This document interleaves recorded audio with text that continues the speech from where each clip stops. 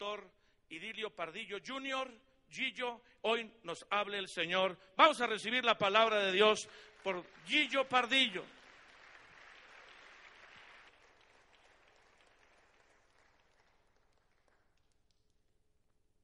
Muy buenas noches. ¿Cómo se encuentra? Gracias a Dios. ¿Me acompaña ahora una vez más? ¿O ya oramos mucho? No, ¿verdad? Todavía podemos orar más. Padre, te damos gracias una vez más por este tiempo y por la bendición que tenemos de poder estar aquí reunidos, de saber que tú tienes una palabra para cada uno de nosotros. Qué bendiciones que podamos abrir nuestros ojos cada día y poder atender a lo que tú tienes preparado ya de antemano para que nosotros lo disfrutemos. Te pedimos tu bendición y te damos gracias porque estamos aquí con este propósito. Habla, Señor, que tus siervos oyen. Amén. Bueno, pues en esta noche Dios impresionó mi corazón hablarles acerca de los mandamientos del Señor. ¿Qué piensa usted cuando habla, oye acerca de los mandamientos de Dios? ¿En qué piensa?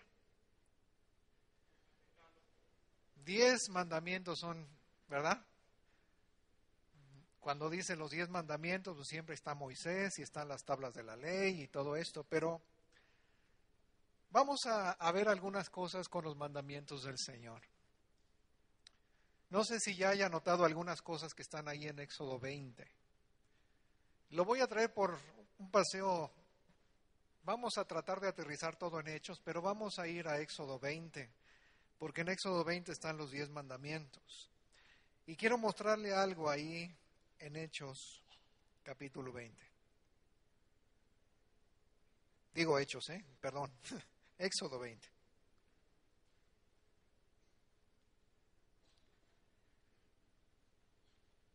¿Ya lo tiene? Y habló Dios todas estas palabras diciendo: yo soy el Señor tu Dios que te saqué de la tierra de Egipto, de la casa de servidumbre.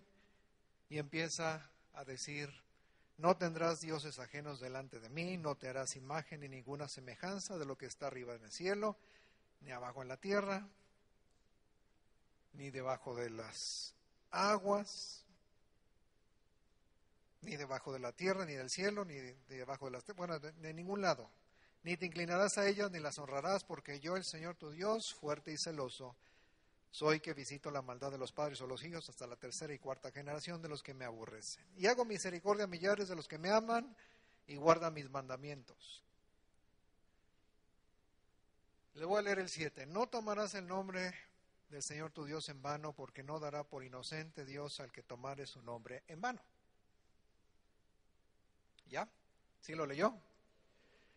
¿Notó algo diferente entre el primer mandamiento y este versículo 7, que es el segundo mandamiento? ¿Notó algo raro o nada raro? ¿Ya había leído los 10 mandamientos antes? Si yo le hubiera preguntado, dígame algún mandamiento, ¿cuál me hubiera dicho? No, amarás, porque lo acabamos de leer, pero yo le aseguro, porque esto ya lo he hecho antes, no lo hice con ustedes, pero lo he hecho antes y todos me dicen: no matarás, no hurtarás, y siempre está el no antes, porque nos acordamos de lo negativo siempre. ¿Y ya se fijó cuántos mandamientos tienen la palabra no o empiezan con la palabra no? Si los cuenta va a darse cuenta que son una mayoría. Y yo creo que usted ya sabe que nuestro cerebro no entiende la palabra no. Y como no entiende la palabra no, ¿sabe lo que hace el cerebro? La suprime.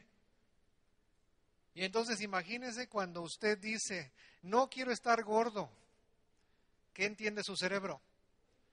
Le quita la palabra no y ¿qué resulta?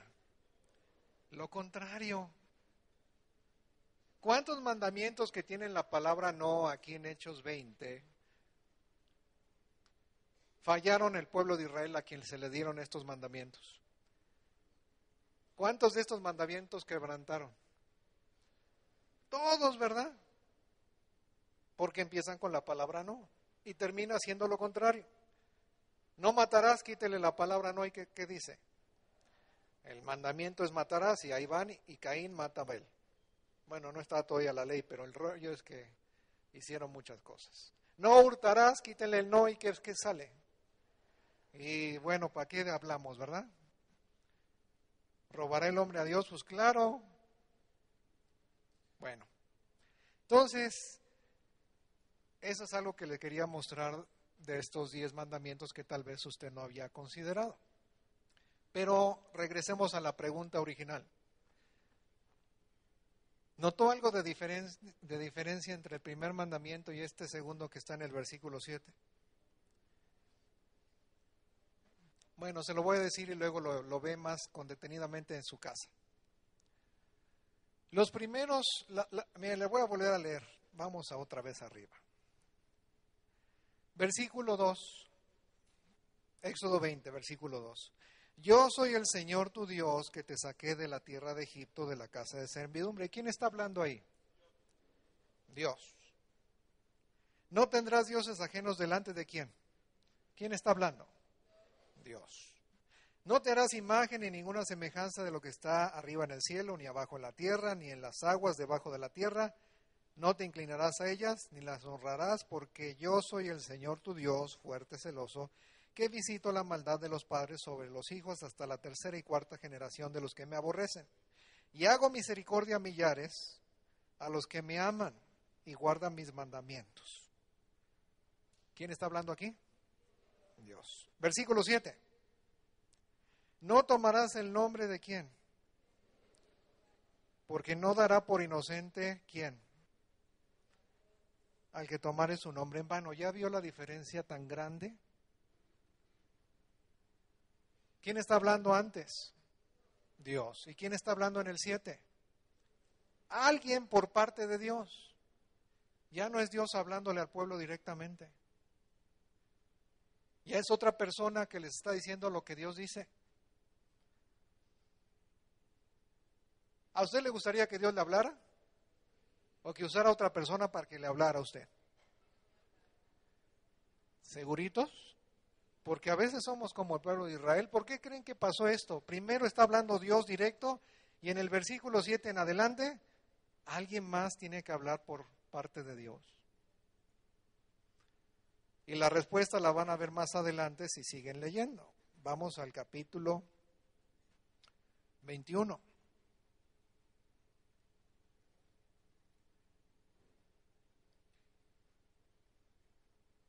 No, perdón, es el mismo 20, pero más adelantito. Aquí nos da la respuesta.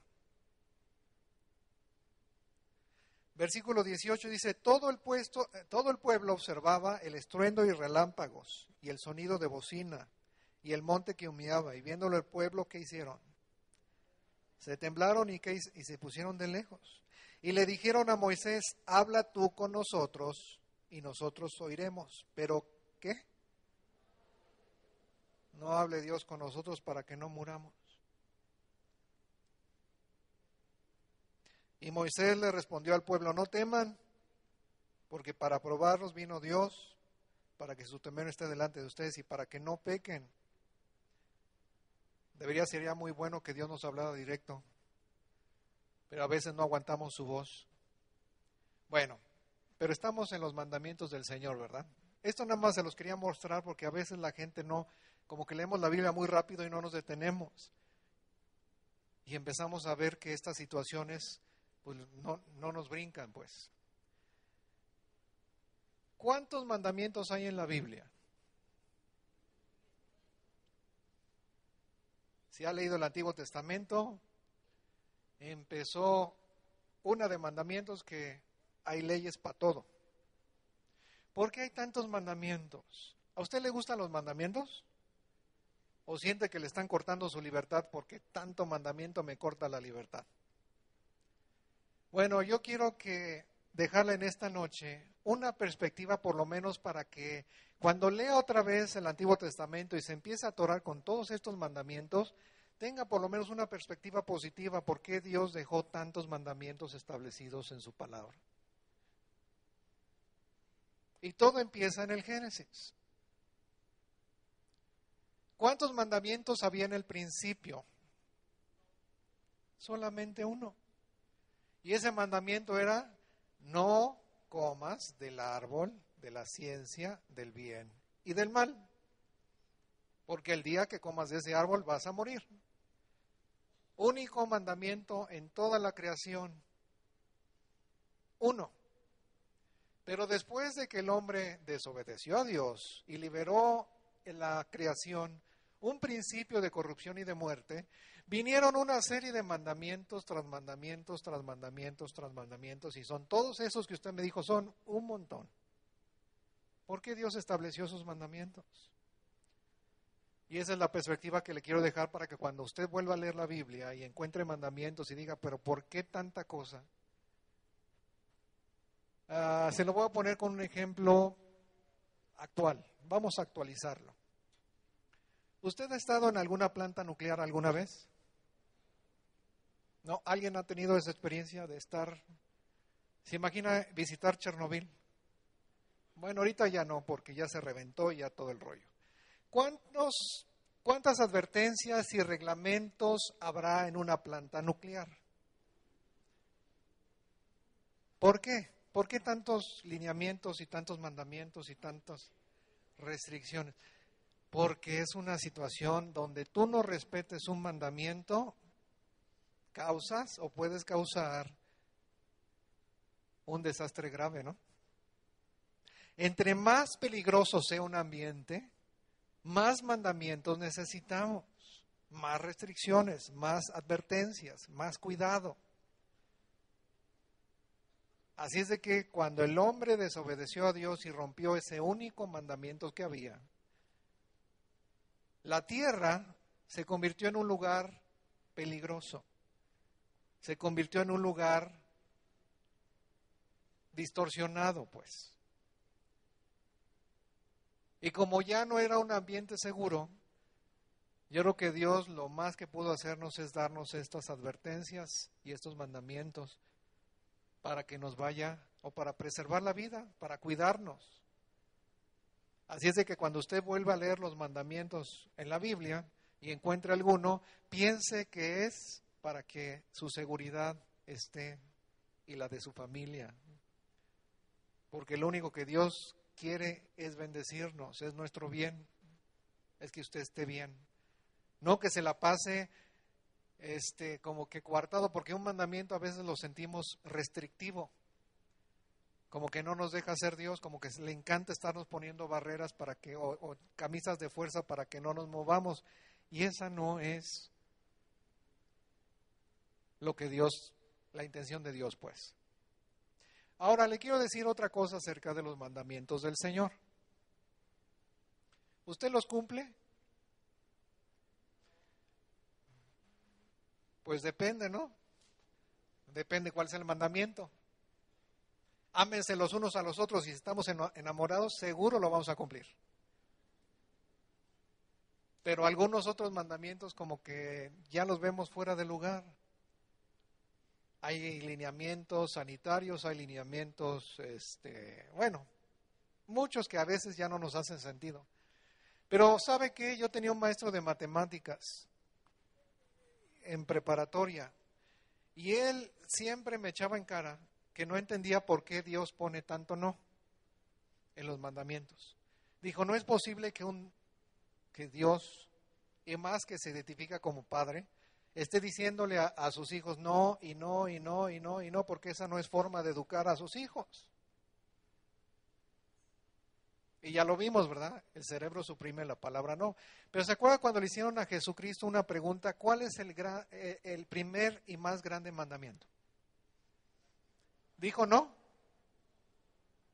En ninguno de los dos, donde resumió toda la ley y los profetas, no tiene la palabra no. Y él resumió esto, todos los mandamientos, toda la ley, todos los profetas. El principal y más grande mandamiento es: amarás al Señor tu Dios con todo tu corazón, con toda tu alma, con todas tus fuerzas y con toda tu mente. ¿Le jalamos un poquito ahí en este primer y grande mandamiento? A ver, vamos a pensar un poquito en este primer y grande mandamiento. Y yo creo que las mujeres aquí me van a apoyar porque ustedes van a darse cuenta que usted puede cumplir con este primer y grande mandamiento. ¿Sí o no? ¿Qué piensa? ¿Sí? Es bien difícil cumplirlo porque es un mandamiento.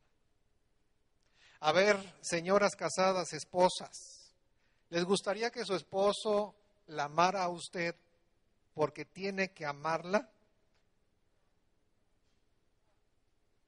¿Eh? ¿Ya ve cómo me van a ayudar las mujeres ahora? Es bien difícil cumplir este primer mandamiento porque es un mandamiento. Porque sentimos que el amor mandado no es amor. ¿Ya se dio cuenta? Es complicadísimo cumplir este mandamiento porque es un mandamiento. Porque el amor no puede tener esa situación de ser mandado. ¿Cómo se sentirían las esposas o las mujeres que llegara el esposo? Porque aquí dice la palabra, maridos, amen a sus mujeres. Y es otra vez el mandamiento. Pero es bien difícil cumplirlo porque es un mandamiento. Es más, si llegas así con unas flores y toda emocionada la mujer le dices, es que tengo que amarte. Agarran el florero y te lo ponen de sombrero, ¿verdad? Porque de esa manera no se sabe el amor, o no se siente el amor, o no se puede expresar o recibir el amor, porque es un mandamiento. Ya se ha puesto a pensar en eso, ¿verdad? Bueno, les voy a jalar un poquito más, ¿eh?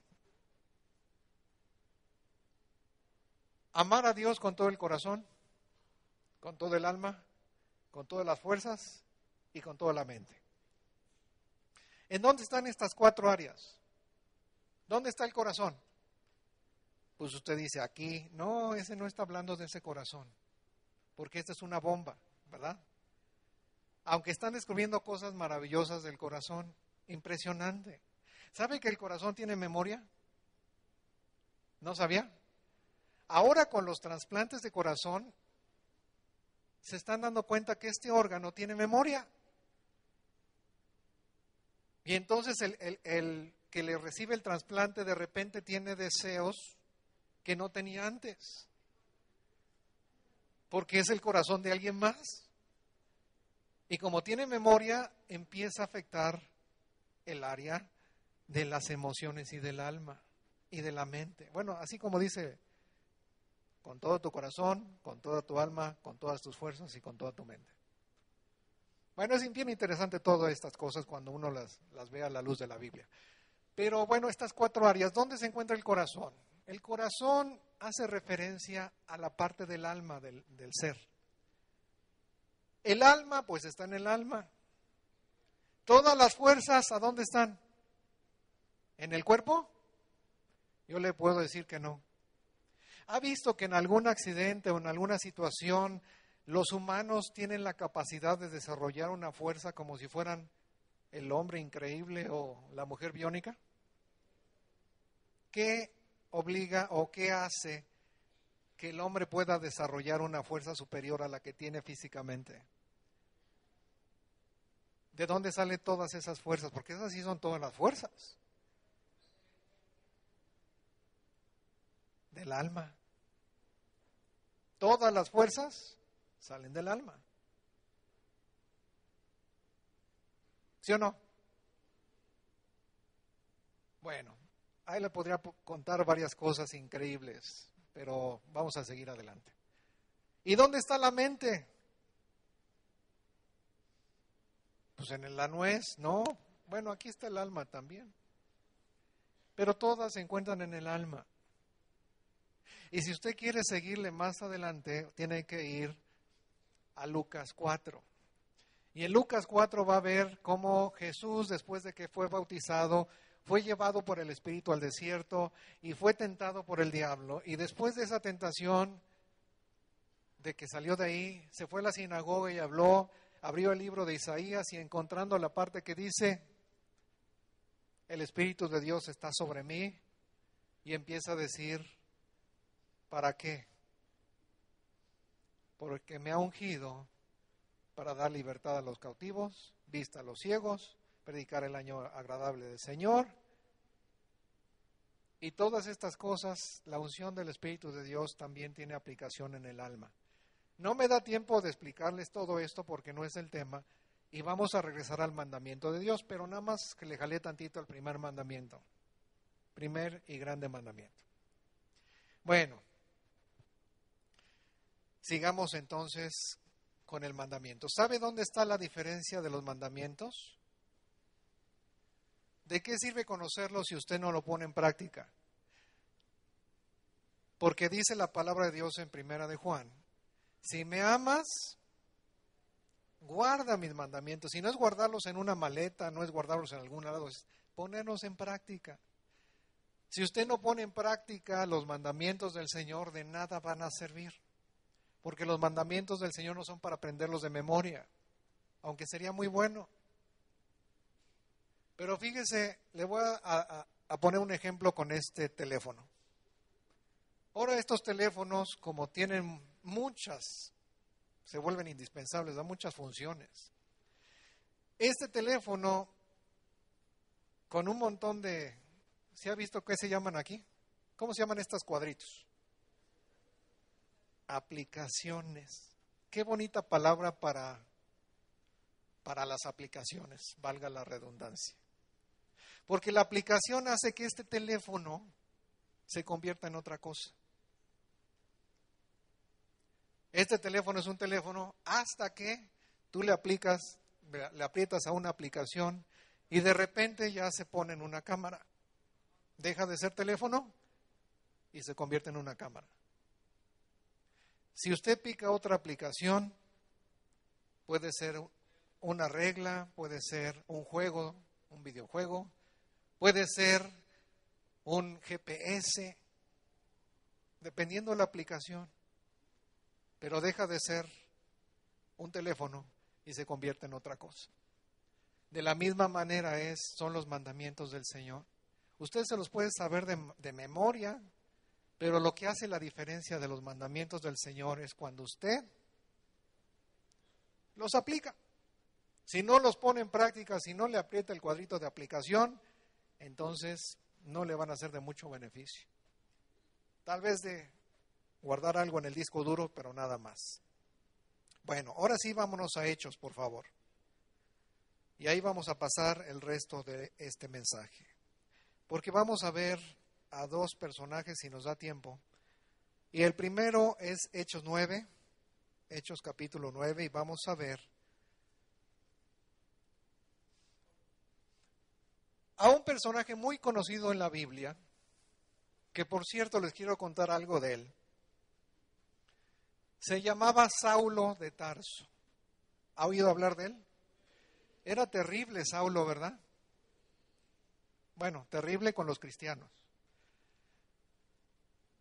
Pero, ¿se acuerda que Jesucristo escogió a 12 discípulos? Que luego se convirtieron en apóstoles. Nada más que uno le salió chafa, o sea, uno no continuó, se ahorcó, se reventó, etc. Y de repente, los discípulos decían, pues vamos a reponer al que se nos fue. Y ya sabe las ideas tan grandes que tenemos a veces. ¿Y qué hicieron para reponer al discípulo? Porque tenían dos candidatos. ¿Se acuerda? Si no, lo puede leer en Hechos antes.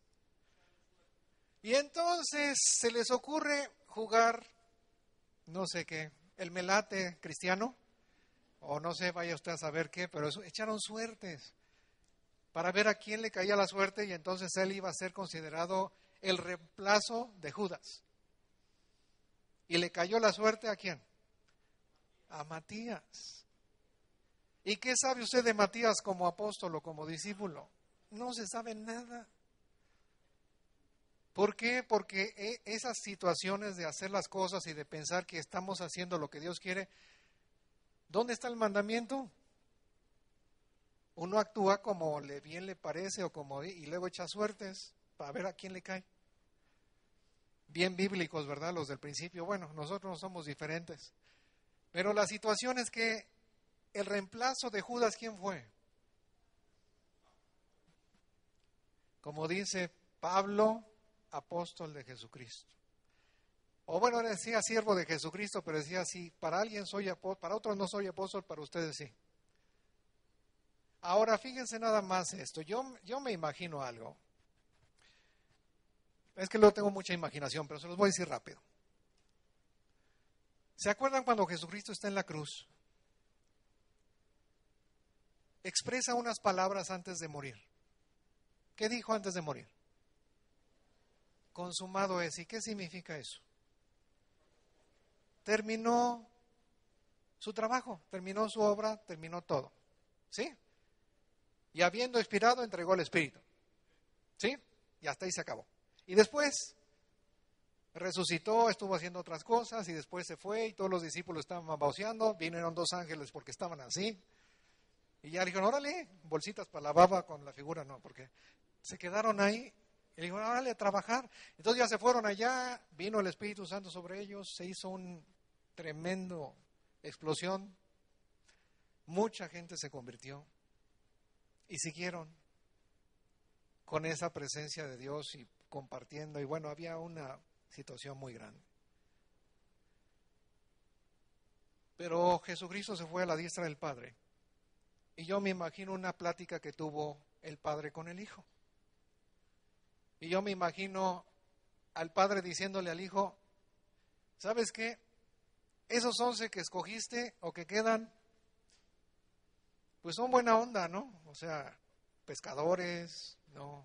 Cobradores de impuestos, y alguno que otro un celote, y algunos que otros que agarraste son buena onda, pero ¿sabes qué? Si dejas la iglesia en sus manos, no creo que pase a la siguiente generación.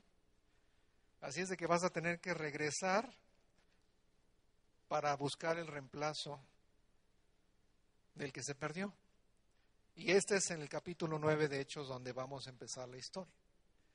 Y al que escogió Jesús es nada menos y nada más que el grandiosísimo y famosísimo Saulo de Tarso.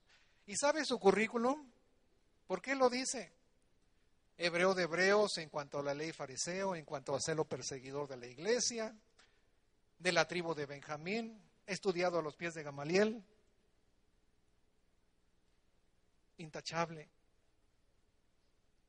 Muchas características muy loables. Bueno, ahí va otro comercial. Voy a abrir otro paréntesis, ¿sí? Lo siento, pero esta noche Dios me está mostrando algunas cosas, entonces voy para allá.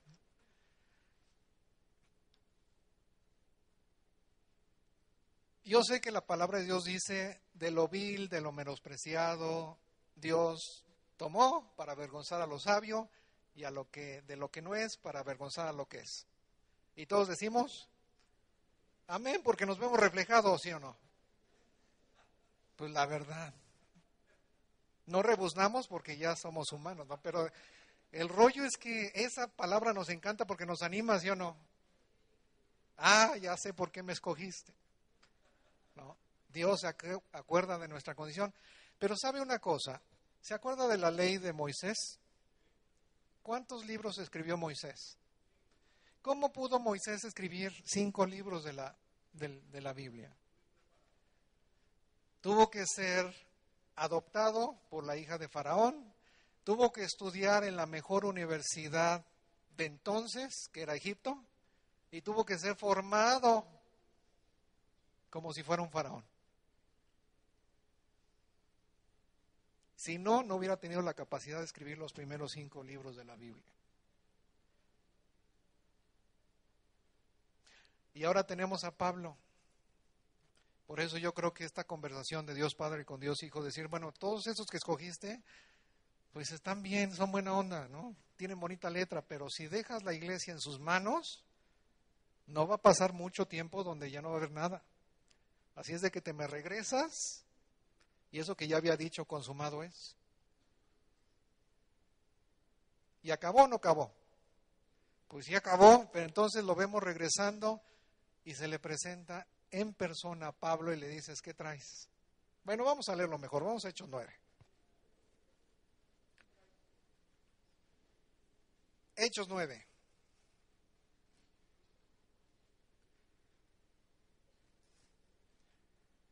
Dice, Saulo, respirando una amenaza de muerte contra los discípulos del Señor, vino al sumo sacerdote y le pidió cartas para las sinagogas de Damasco, a fin de que hallara a algunos de los hombres o mujeres de este camino y los trajera presos a Jerusalén. Mas yendo por el camino aconteció que llegar cerca de Damasco, repentinamente le rodeó un resplandor de luz del cielo, y cayendo en tierra oyó una voz que le decía, Saulo, Saulo, ¿por qué me persigues? Él le dijo, ¿quién eres, Señor? Y le dijo, yo soy Jesús a quien tú persigues, dura cosa te es dar coces contra el aguijón. Él temblando y temeroso le dijo, Señor, ¿qué quieres que yo haga? Y el Señor le dijo, levántate, entra en la ciudad y se te dirá lo que debes de hacer. Bueno, estamos en los mandamientos del Señor, ¿se acuerdan? No me he perdido del tema. Lo único es que ya les he abierto varias puertas y luego no he entrado por ellas, pero después usted la puede hacer con más calma en su casa. Bueno, la situación con los mandamientos del Señor, aparte de que los tenemos que aplicar, porque si ustedes ven, Pablo le hace dos preguntas. ¿Quién eres?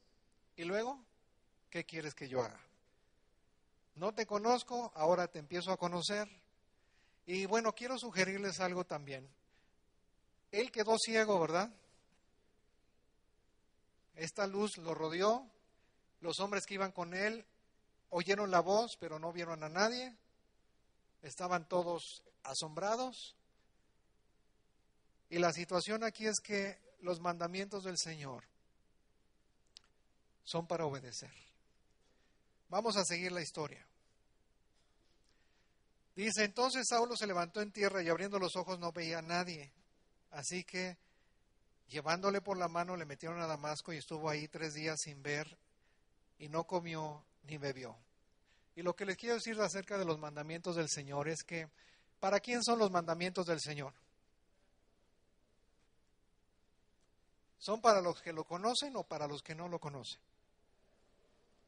Y yo le voy a decir algo que he visto. A veces nosotros que tenemos conocimiento de los mandamientos del Señor, en vez de aplicárnoslos a nosotros, agarramos los mandamientos y juzgamos la vida de los que no conocen. Y esto es un grave error, porque los mandamientos no son para condenar a los otros. Por eso cuando usted no, cuando su amigo viene a la reunión y dice, ojalá hubiera venido mi esposa o mis hijos para que escucharan, no, usted está aquí y Dios le está hablando a usted, porque es una relación personal. Bueno, vamos a seguir porque se nos está agotando el tiempo. Dios no le dice a Pablo o a Saulo qué tiene que hacer.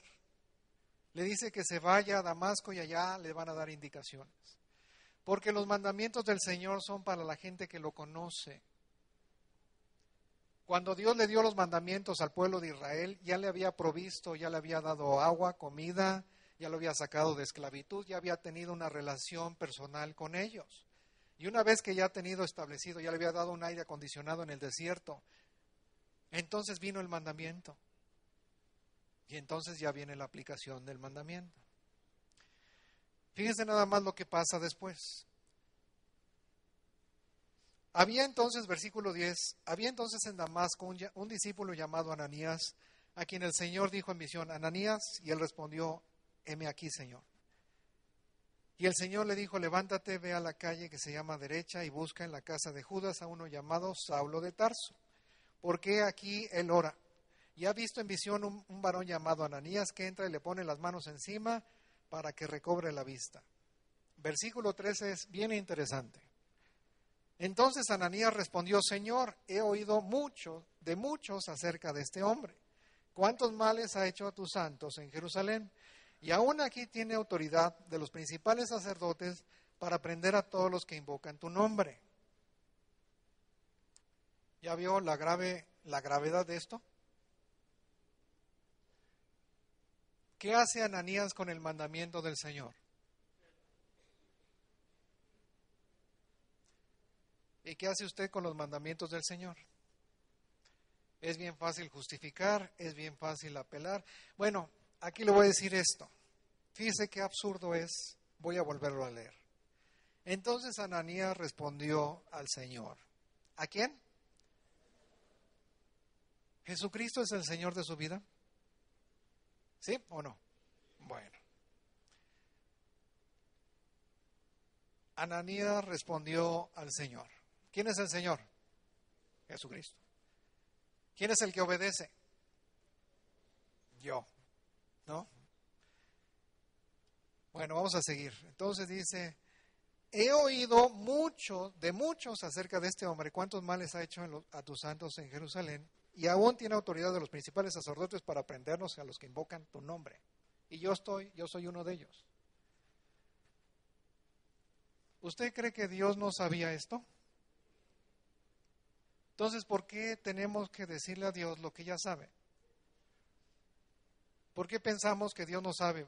No está informado, no tiene las últimas noticias. Lo tenemos que poner al tanto de las cosas. Porque Dios seguramente está ocupado allá con las galaxias o atendiendo asuntos más importantes. Y se ha descuidado de saber que Saulo, y luego lo que me llama la atención es que ya le dice que tiene cartas de los principales sacerdotes. ¿Esto cree que se publicó y se mandó así por internet? Ahí viene Saulo con cartas de los... ¿Verdad que no? A mí me impresiona el chisme cristiano. No había internet y ya sabía a qué venía Pablo y que tenía cartas. ¿Cómo le hizo? Porque nos encanta el chisme cristiano, ¿verdad? Te lo digo para que ores. Bueno, esa es otra conferencia. Mejor vamos a seguir. Bueno, como ya se nos está acabando el tiempo, quiero que pasen al capítulo 10, por favor. El capítulo 10 es otra historia, es de Cornelio, pero quiero mostrarles a Pedro. Pedro es otro discípulo muy conocido. Y aquí hay varios elementos muy padres que después pueden leer en su casa, pero yo nada más les voy a decir aquí en el versículo 10. Bueno, en el 9 dice, al día siguiente, mientras ellos iban por el camino y se acercaban a la ciudad, Pedro subió a la azotea para orar. ¿Para qué subió a la azotea? Para orar. Cerca de la hora sexta. ¿Y qué le pasó? Y tuvo gran hambre. ¿Ha tenido usted gran hambre? ¿Qué hace usted cuando tiene gran hambre? Y cuando no puede porque está aquí en la reunión y todavía no acaban, voltea a ver a su vecino y le ve cara de chuleta y se descuida, le está mordiendo ahí, ¿no? Pero ¿sabe qué? Yo lo voy a poner al terreno de donde estamos. Bienaventurados los que tienen hambre y sed de justicia, porque ellos serán saciados. Espero que usted tenga una gran hambre de Dios. Porque si usted tiene una gran hambre de Dios, entonces van a venir revelaciones nuevas que vuelven a ver con los ojos que Pablo no veía. Necesitas una revelación nueva de Jesús. Eso va a transformar tu vida. Eso va a transformar la manera como lees la Biblia. Bueno, vamos a seguir. Entonces tuvo gran hambre, quiso comer, pero mientras le preparaban algo, tuvo un éxtasis. Y vio en el cielo abierto y descendía algo semejante a un gran lienzo que, atado de las 4 puntas, era bajado a la tierra, en el cual había toda clase de cuadrúpedos, terrestres, reptiles y aves del cielo. Y le vino una voz, levántate Pedro, mata y come. Entonces Pedro le dijo 2 palabras que son incompatibles. ¿Qué le dijo? Señor, no. Eso es incompatible. Eso usted no lo puede decir. Señor, no van juntos. Si Jesucristo es Señor, no puedes decirle que no, porque Él es Señor. Y si le dices que no, entonces Jesucristo no es Señor. Pero Señor no van juntos. Es incompatible. Y le da sus explicaciones nuevamente. Porque ninguna cosa común o inmunda he comido jamás. ¿Quién le dio el mandamiento? ¿Y qué hizo Pedro? Señor, no. ¿Qué vas a hacer tú con el mandamiento? ¿Le vas a decir, Señor, no? Bueno, una cita más. Vámonos a el capítulo 17 de Hechos.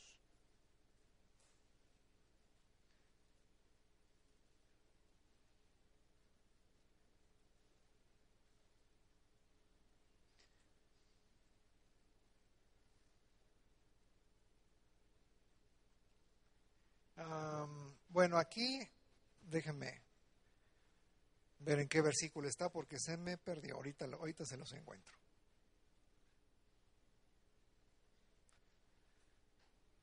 Hechos 17, versículo, creo que está por ahí del 30. Sí, 17:30.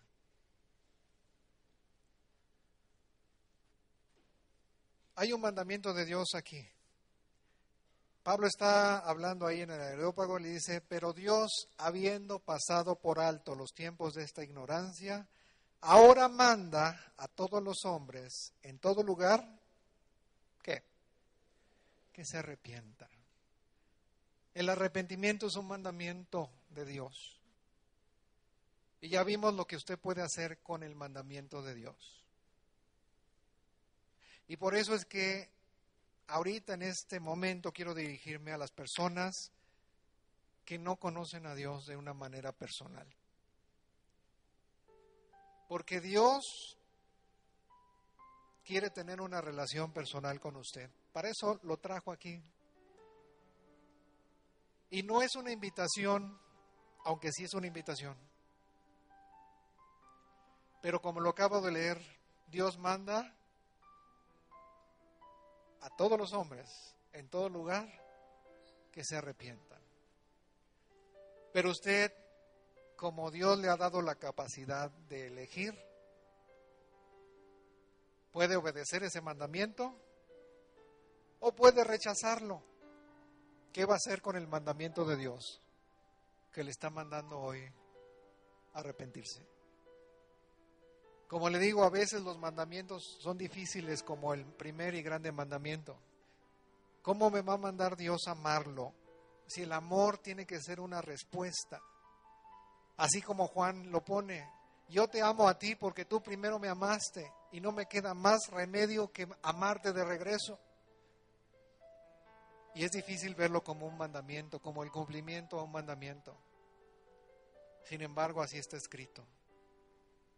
Y por eso es que quiero dejar esta oportunidad a usted. Y quiero poner este mandamiento delante de usted. Dios manda que usted se arrepienta. Si usted no lo conoce, Él manda que se arrepienta. ¿Habrá alguien aquí que lo quiera hacer por primera vez? Que nunca ha confesado con su boca que Jesucristo es su Señor. Y no para que haga este tipo de cuestionamientos y diga, Señor, no. O hace a Jesucristo Señor o le dice que no y le da la espalda. Jesucristo es muy claro, dice, el que no está conmigo, está contra mí. ¿Habrá alguien aquí, si me la indica levantando su mano, si alguien quiere entregarle su corazón al Señor y dice, Señor, Dios mío, sé mi Señor? ¿Habrá alguien de los que vienen por primera vez? O de los que nunca han hecho, porque a veces no es tanto que vengan por primera vez o no, sino si usted nunca le ha conocido y confesado como su Señor, es un mandamiento que Dios le pone delante de ti. ¿Habrá alguien? ¿Alguien que lo quiera hacer? Dios manda en todo lugar que todos, ¿qué? Se arrepientan. ¿Habrá alguien que hace caso a este llamado? Va a hacer caso a este mandamiento. No deje pasar esta oportunidad. Dios le ama y no quiere que usted pase la eternidad lejos de Él. Pero como vimos, Jesucristo es el único camino, la única verdad y la única vida. Y nadie va a llegar a Dios si no es por Jesús. Antes de entregar este micrófono, quiero dar una oportunidad más. ¿Habrá alguien que lo quiera hacer en esta noche? Sin pena, sin miedo. Gracias, Dios les bendiga. ¿Habrá alguien más?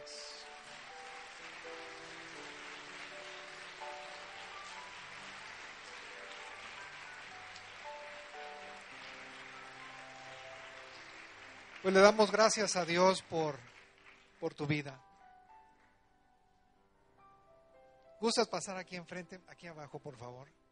Sin vergüenza, sin pena, pues. Porque queremos orar por ti.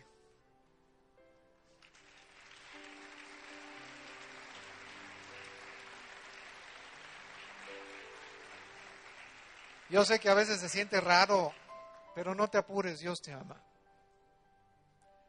Yo quiero que cierres tus ojos, por favor. Y que repitas estas palabras desde tu corazón y le digas: Señor Jesús, te doy gracias por esta noche. Te pido que perdones mis pecados. Yo me arrepiento de cada uno de ellos. Te entrego mi vida. Sé el Señor de mi vida. Y yo te doy gracias, porque de ahora en adelante viviré siguiéndote a cada paso, en el nombre de Jesús. Porque hay lágrimas a veces son incomprensibles, pero Dios, que es tan maravilloso, hace una obra allá adentro que nadie puede llegar más que Él. Vamos a orar por ella. Señor, te damos gracias en esta noche. Gracias por esta hija preciosa que el día de hoy ha decidido seguirte y hacerte Señor de su vida. Nosotros la apoyamos porque sabemos que necesitamos los unos de los otros, que somos parte de tu familia, que no estamos solos y que necesitamos, Señor, un abrazo de amor tuyo, porque ese es el verdadero amor. Yo te doy gracias por la libertad que ella está sintiendo en este momento, porque donde entra el Espíritu de Dios, ahí hay libertad. Y yo te doy gracias por el perdón, por la restauración y por lo que vas a hacer en ella. La bendecimos en esta noche y te damos gracias por su vida. Amén. Amén.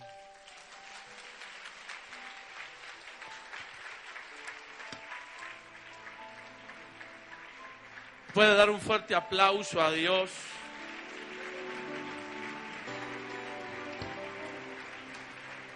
Señor, gracias por la palabra.